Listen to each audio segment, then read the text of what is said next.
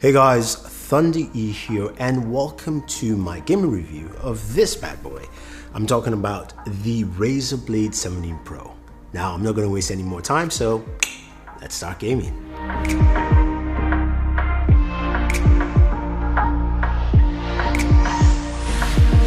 So the brand new Razer Blade 17 Pro was just announced recently. We spent some time with this bad boy, and I've got to say though, I am truly impressed with what Razer has brought to the table. Now, first off, when you pick this bad boy up, it is a 6-pound laptop. Feels like a slightly heavy 5-pounder, but I like its compact size, nature, and look. Now, the one thing, of course, you know with Razer laptops is that they are fingerprint magnets, as you can clearly see. So I wish there was a matte finish, or at least something that just stops a little bit of that fingerprints on there.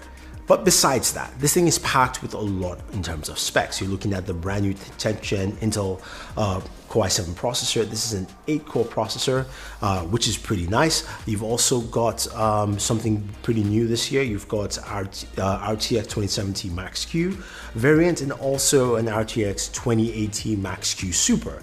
And the displays, you have two options between Full HD, 300Hz, yes, and 4K Touch 120Hz. So again, something pretty high. Now, this variant I have here has the Full HD 300Hz, so that's actually pretty cool to check out. And also, it's got customizable internals. Pretty easy to open, where you can of course go ahead and add more storage via NVMe or swap out the other one. So they actually 2 NVMe slots, and also change and upgrade your RAM, which actually starts at 16 gigabytes. Now, I like this because if you're like me and you're playing a lot of Warzone right now, you just got an update for Warzone, and if you also have Call of Duty as well, it's 200 gigabytes. Think about it. You can't have like a 200 gigabyte NVMe.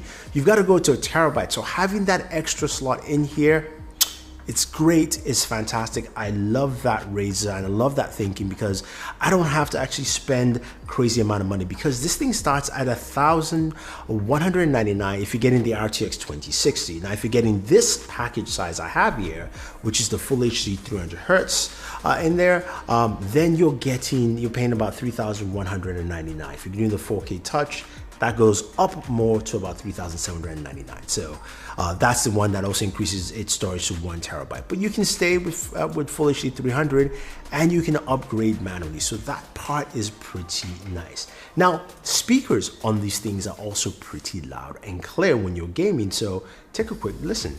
It looks better. It looks like the iPhone has the best crop out of all of them. It's the widest, but they all seem to be looking pretty good right now. Let me know which microphone sounds.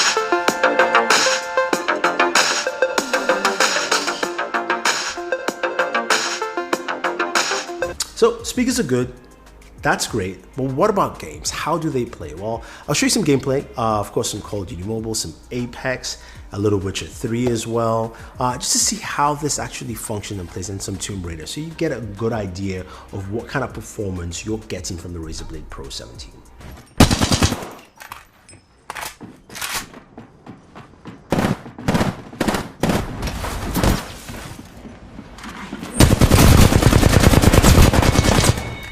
New kill leader. Show off.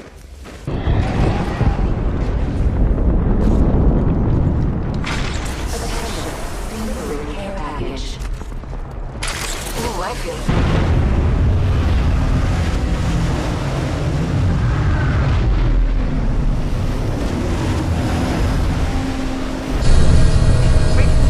It's go time. I return to the hunt.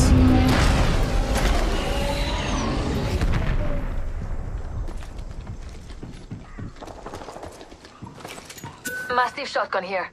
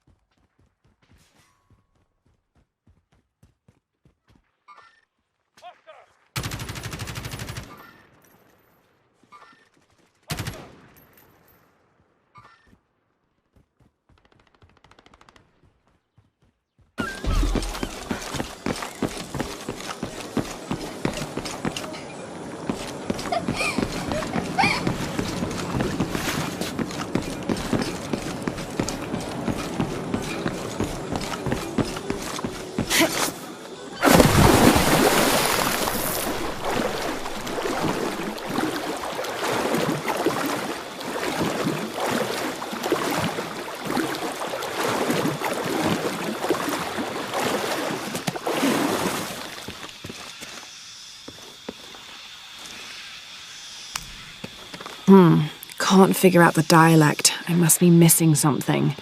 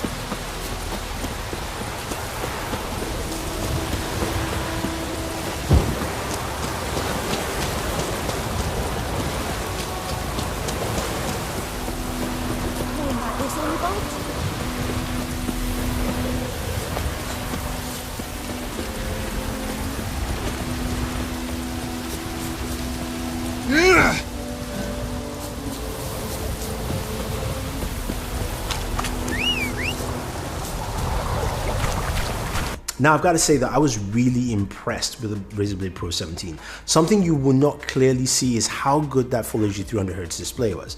Now, I have not used a 240Hz display for a good length of time to do any review, especially on the laptop. I have used a 120Hz display, and I can tell you there is a huge difference from moving from 120 to 300. I don't know about 240, but it is a huge difference, and I really enjoyed it. And the fact that my monitor right here, my gaming monitor, is 144Hz display. When I went back to play Call of Duty on this monitor, it felt a little old. So I like the fact that 300Hz, I want to get a 300Hz monitor, I'll put it that way. So I like that it's here on this system. But because you're using a 300Hz display, you're going to use a lot of power.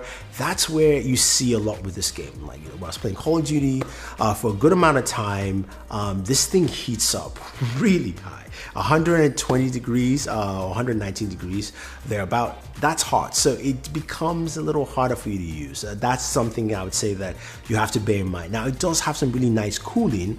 If you set it at auto, it pretty much keeps it at 120. If you actually manually push it, then those temperatures do drop down. But I will warn you though, it becomes really, really loud. So you have to use a headset to play a game, and which of course is something a lot of people will do. So those are the kind of negative caveats I do not like with this.